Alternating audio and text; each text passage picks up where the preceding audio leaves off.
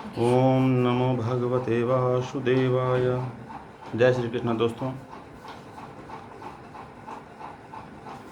सर्वप्रथम कल की चर्चा को आगे बढ़ाते हुए हम श्रीमद् भागवत महापुराण में प्रवेश करें। सबसे पहले श्रीमद् भागवत में पद्म पुराण में जो 6 अध्याय का महात्म्य है श्रीमद् भागवत का, उसका उन्होंने वर्णन किया है। यहाँ महर्षि वेदव्यास जी महाराज ने, आइए हम भी उसका थोड़ा दर्शन करें। पहले अध्याय में सच्चिदानंद रूपाय विश्वोत्पत्त्यादि हेतवे तापत्रय विनाशाय श्री कृष्णाय वयम नुमः। सर्वप्रथम वंदना किया है भगवान का, महापुरुषों का, लेखकों का। ये नियम है, कोई आचार्य होते हैं जो कोई कथा बोलना शुरू करते हैं, कोई यज्ञ होता है तो सबसे पहले हम भगवत नाम स्मरण करते हैं, मंगलाचरण करते हैं, प्रभु की वंदना करते हैं। वेदव्यास जी महाराज ने सबसे पहले भगवान श्री कृष्ण की वंदना की है। सच्चिदानंद रूपाय विश्वोत्पत्त्यादि हेतवे तापत्रय विनाशाय श्री कृष्णाय वयम नुमः। भगवान श्री कृष्ण के स्वरूप का वर्णन किया कि सत्य, चित्त और आनंद जिनका स्वरूप है। भगवान श्री कृष्ण के रूप में तीनों ही चित्त है, सत्य भी है, चित्त भी है, आनंद भी है। सत्य क्या है? हमेवासमेवाग्रे यो वशिष्येत स्वस्म्यहम्, है ना। हमेवासमेवाग्रे यो वशिष्येत स्वस्म्यहम्। जब कुछ नहीं रहेगा संसार में तो जो बचता हो वो, जो हम नहीं थे तब भी जो रहा हो, हम हैं तब भी जो है, हम नहीं रहेंगे तब भी जो रहे, वो सत्य है। गोस्वामी तुलसीदास जी महाराज लिखते हैं कि राम सत्य संकल्प प्रभु। राम सत्य है, जो नश्वान न हो वो सत्य है। हम और आप तो महाराज बिल्कुल नश्वान हैं। आगे मैं आप लोगों को चर्चाओं में बताऊंगा कि अगर हम दुनिया के 9 भिन्न भिन्न धर्मों के जो भिन्न भिन्न पंथ हैं, उनके अगर एक एक महापुरुषों का नाम लें, उनके बताए मार्गों पर अगर चलें तो हमारा जीवन महाराज हर हाल में सुखमय हो जाएगा। आगे उस पर और चर्चाएं मैं विस्तार पूर्वक करता रहूँगा। 9 महापुरुष हैं। सर्वप्रथम है भगवान राम। राम से हम केवल सत्य सीखे, केवल सत्य। इसीलिए गोस्वामी जी को भी लिखना पड़ा कि राम सत्य संकल्प प्रभु। राम साक्षात सत्य के स्वरूप हैं, राम साक्षात धर्म के स्वरूप हैं, सत्य की रक्षा के लिए। अरे पिताश्री ने तो आज घोषणा कर दिया था कि कल मैं राम का राज्याभिषेक करूंगा। रात्रि में माता कैकेयी ने पिताश्री से वनवास मांग लिया कि राम को 14 वर्ष का वनवास दो। भगवान को मालूम हुआ आए हैं, सहर्ष स्वीकार किया कि नहीं, मेरे लिए वही ठीक है। और यहाँ तक कि जब माता कौशल्या ने पूछा कि हे पुत्र, पिताजी ने तुम्हें क्या दिया, तो हंसते हुए मुस्कुराते हुए भगवान राम बोलते हैं, पिता दीन ही मोहि कानन राजू। पिताश्री ने मुझे जंगल का राजा बना दिया। केवल सत्य की रक्षा के लिए आज की तरह कोई पुत्र हो तो तुरंत उसका विरोध कर दे कि आप मेरे हक को रोकने वाले कौन होते हैं, किसी और पुत्र को देने वाले कौन होते हैं। लेकिन नहीं, परमात्मा ने स्वीकार किया। तभी तो महाराज आप अगर ध्यान से भगवान राम के चरित्र को देखेंगे तो जब तक श्री अवध में, अयोध्या में भगवान राम हैं, तब तक तो राजकुमार राम है। जब वो अयोध्या से हटकर उन्होंने वनवास की राह चुनी है, जब निषाद राज गुड से भगवान राम की दोस्ती हुई है, मित्रता हुई है, वानर राज सुग्रीव से भगवान राम की मित्रता हुई है, हनुमान जी जैसे सेवक से प्रभु की मुलाकात हुई है, विभीषण जैसे भक्त से, मित्र से परमात्मा मिले हैं, जब वापस लौटे इतने लोगों से मिलने के पश्चात, तब भगवान श्री राम मर्यादा पुरुषोत्तम कहलाए गए महाराज। तब मर्यादा पुरुषोत्तम कहलाए गए। इतनी सारी प्रक्रियाओं के बाद ऐसे ही कोई इंसान महान नहीं बनता। सत्य की रक्षा के लिए प्रभु ने क्या नहीं किया, केवल सत्य की रक्षा के लिए। दूसरा आनंद, दूसरा आनंद और चित्त। चित्त मतलब परम ज्ञानवान। हम और आप कितने भी ज्ञानी हो जाएंगे, कितने भी अगर ज्ञानी हो जाएंगे महाराज, पूर्ण ज्ञान हमारे पास नहीं है। एक बार की बात है, पुंडरीक विद्यानिधि नाम के एक महापंडित थे। पुंडरीक विद्यानिधि महाराज अद्वितीय विद्वान थे। वर्णन ऐसा है कि उनकी विद्वता को साबित करने के लिए, अपनी विद्वता को साबित करने के लिए उनके पीछे पीछे 7 रथ पुस्तक चलता था। जैसे वो प्रमाण दे, जैसे मैंने बोल दिया कि श्रीमद् भागवत का महात्म पद्म पुराण पहला श्लोक, सच्चिदानंद रूपाय विश्वोत्पत्त्यादि हेतवे तापत्रय विनाशाय श्री कृष्णाय वयम नमः। लेकिन जो आप श्रोता लोग, उनको तो नहीं पता ना, जो हमारे श्रोता, उनको तो नहीं पता कि ये वास्तविक वहाँ लिखा गया है कि नहीं लिखा गया है। तो इस बात का प्रमाण देने के लिए पुंडरीक विद्यानिधि जी 7 रथ पुस्तक उनके साथ पीछे पीछे चलता था। और तब यूनिवर्सिटीज़ नहीं थी, कॉलेज नहीं थी महाराज, कोई बोर्ड नहीं था। व्यक्ति को अपनी योग्यता साबित करनी पड़ती थी। आपने कोई शिक्षा का अध्ययन कर लिया तो आपको नगर नगर भ्रमण करना पड़ता था। वहाँ के राजा से, वहाँ के नगर सेठ से, वहाँ के ब्राह्मणों से मिलकर आपको शास्त्रार्थ करना पड़ता था। और जो पराजित हो जाए वो ताम्रपत्र पर लिख के दिया करते थे कि ये पंडित जी हमसे कहीं ज़्यादा श्रेष्ठ विद्वान हैं। तो महाराज पुंडरीक विद्यानिधि ने दिव्य विजय कर लिया। उन्होंने सारे जगत को में अपना वीरता का झंडा फहराते हुए वो काशी पहुँचे। काशी के पंडितों ने एक स्वर में बोला कि पंडित जी हमको कोई इनकार नहीं है, बाकी मैं ये बोलता हूँ कि हम लोगों में सबसे जो श्रेष्ठ है वो तो कबीर है। कबीर अगर आपको स्वीकार कर ले कि वो आप उससे कहीं ज़्यादा श्रेष्ठ हैं तो हमको कोई आपत्ति नहीं होगी, हम आपको ताम्रपत्र में लिख कर दे देंगे। बोले कबीर रहता कहाँ है? बोले यहाँ से कुछ दूरी पे। राज पुंडरीक विद्यानिधि जी चले हैं कबीरदास की खोज में। कबीरदास के आश्रम से थोड़ी पहले उन्होंने देखा कि एक व्यक्ति कुछ बागवानी का कार्य कर रहा था। तो उन्होंने पूछा कि यहाँ पे कबीर कहाँ मिलेगा? कि भाई कबीर का तो पता नहीं, बल्कि आपको कबीर से काम क्या है ये बताओ। बोले करे मैं बहुत बड़ा विद्वान पंडित हूँ।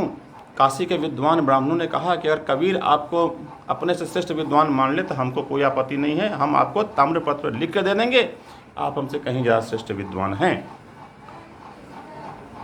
तो जो बागवानी कर रहे थे उन्होंने कहा तो अच्छा, तो आप अपने से विद्वान की खोज में निकले हैं?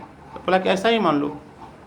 तो बोला कि अब पंडित जी ये बताइए कि ये 7 रथ जो किताब जो आपके साथ साथ चल रही है पुस्तक, आपने विद्वान होने के पश्चात इन पुस्तकों का अध्ययन किया है या अध्ययन करने के पश्चात आप विद्वान हुए हैं? पंडित तो महाराज इस प्रश्न की तो उनको आशा नहीं थी। बोले कि अरे मैं इन सारे पुस्तकों को अध्ययन करके मैं विद्वान हुआ हूँ। बोले पंडित जी तो फिर क्यों परेशान हो रहे हो? अब सोचो कि जिनके लिखे हुए पुस्तकों को पढ़कर आप इतने विद्वान हो गए कि आपने पूरे समस्त जगत के सारे ब्राह्मणों को पराजित कर दिया। तो जिसने ये पुस्तक लिखा हो कितना बड़ा विद्वान रहा होगा, स्वयं आप समझ लो।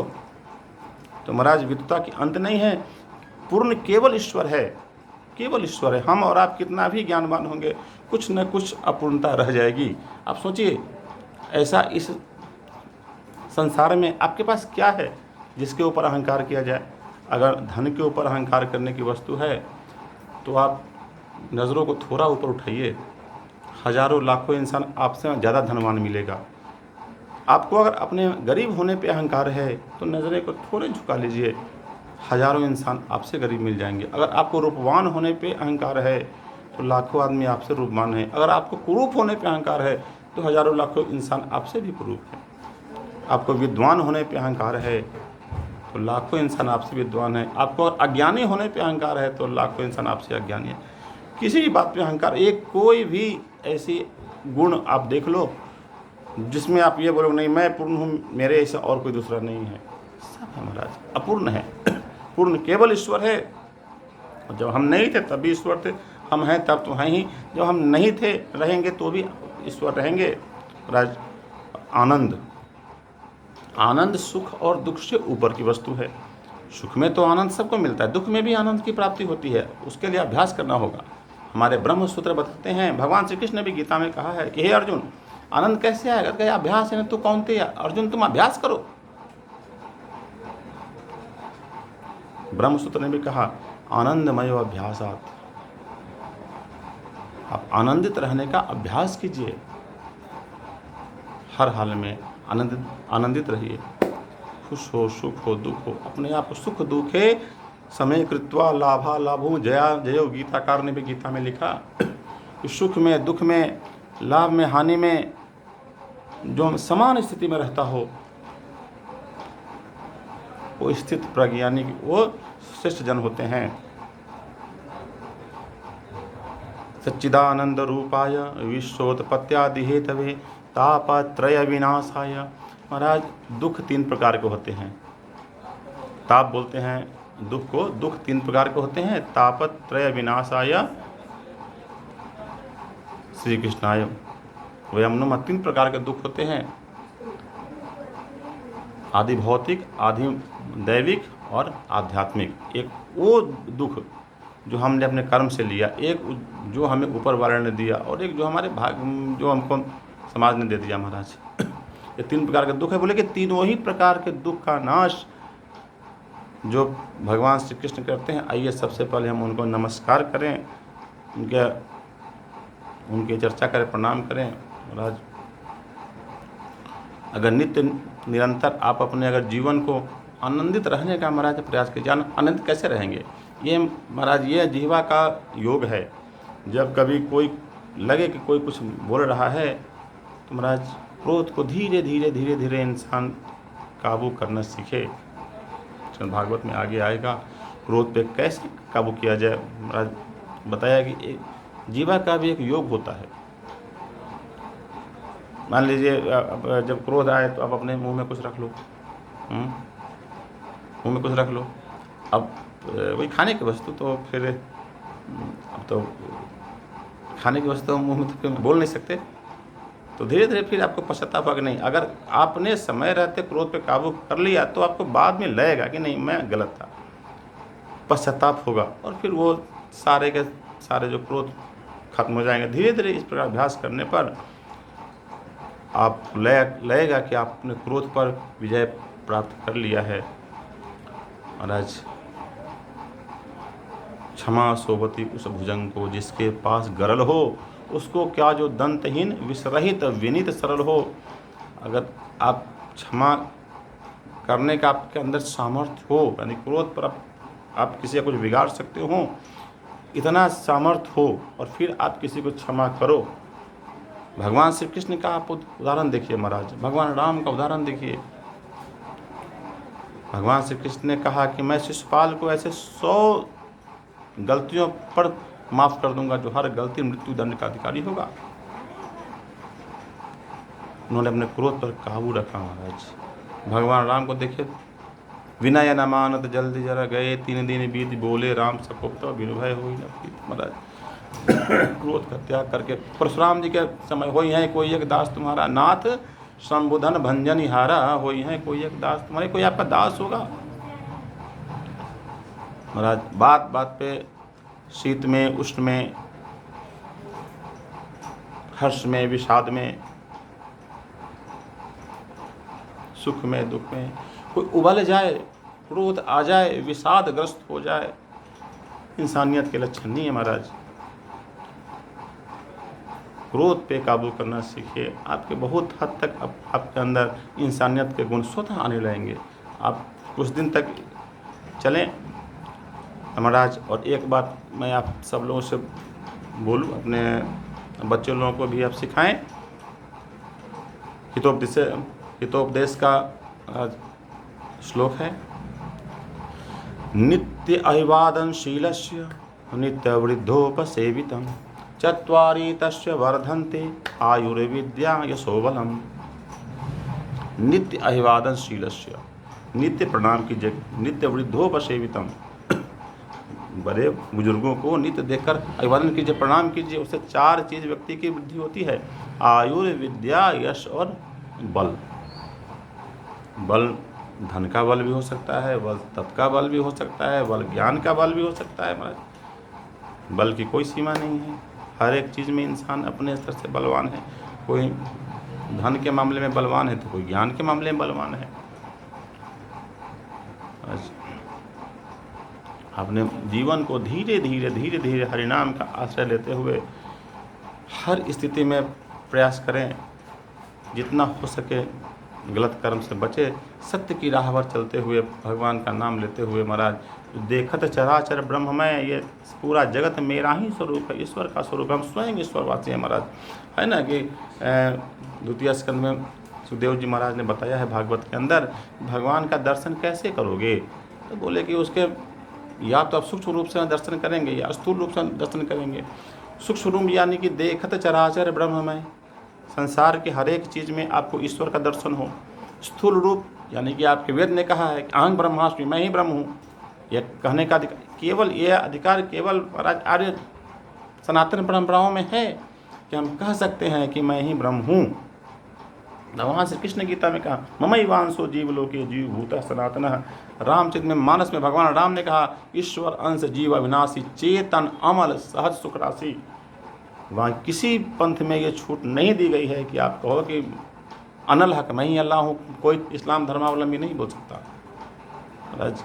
ये केवल हम आपको इतनी छूट दी गई है कि अपने कर्म के द्वारा, लेकिन इतिहास गवाह है, हमारे धर्म ग्रंथ गवाह है, जितनों ने अपने आप को भगवान कहा है सब के सब राक्षस हुए हैं। और इसमें अहंकार आने की संभावना होती है और जहाँ अहंकार आया वहीं से इंसान का पतन शुरू होता है महाराज। विशेष यहीं पर जय श्री कृष्ण। आप लोग अपना ख्याल रखिए। वीडियो मैं निरंतर भेजता रहूँगा। अच्छा लगे तो इसको सब्सक्राइब कीजिए, शेयर कीजिए, लाइक कीजिए और अपना कमेंट दीजिए। आपको मैं हर संभव रिप्लाई करने का प्रयास करूँगा। कोई भी आध्यात्मिक चर्चा है, कोई अगर ज्योतिष से आपके अंदर कोई अगर सवाल उठता हो, यहाँ तक कि अभी तो शुरुआत है, आगे क्योंकि हम अगर आपको ये बता रहे हैं कि आप सही रास्ता पे चलिए, तो ये मेरा फ़र्ज भी बन जाता है कि सही रास्ते में आप में के अंदर जीवन यापन की समस्या ना आ जाए। बहुत लोगों ने ऐसा कहा है कि भाई अगर केवल भगवान का नाम लेंगे तो जीवन यापन कहाँ से होगा। उसकी भी व्यवस्था हम कैसे हो सकती है कि आप बिना कोई गलत कदम उठाए आप सत्य की राह चल के भी आप आराम से अपना जीवन यापन कर सकते हैं। कहीं से जीवन धन की कमी नहीं रहेगी। परमात्मा के ऊपर भरोसा कीजिए, विश्वास रखिए, ईश्वर सब ठीक करेंगे। जय श्री कृष्ण। शुभ रात्रि।